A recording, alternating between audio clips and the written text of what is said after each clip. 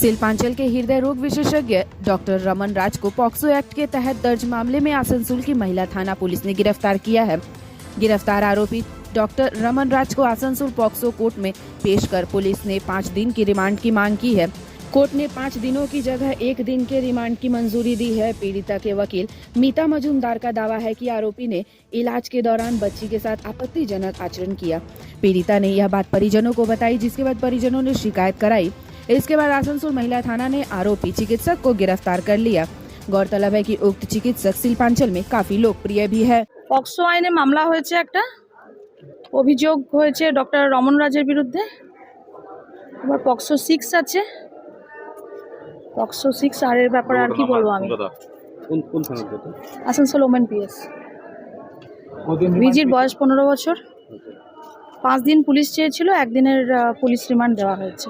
এই ঘটনাটা ওনার চেম্বারে নাকি ওনার হসপিটালে?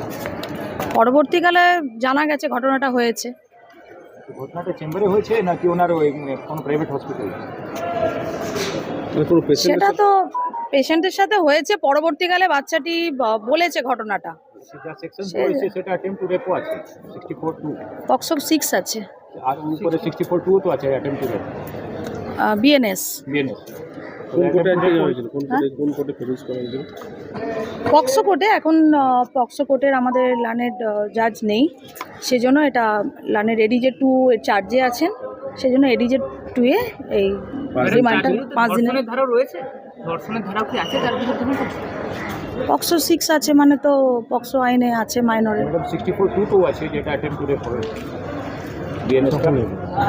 হ্যাঁ 64(2) আছে, 64(2) আছে, কিন্তু এটা এখন এইটা এখন জাস্ট একদম ইনিশিয়াল স্টেজ ইনভেস্টিগেশন।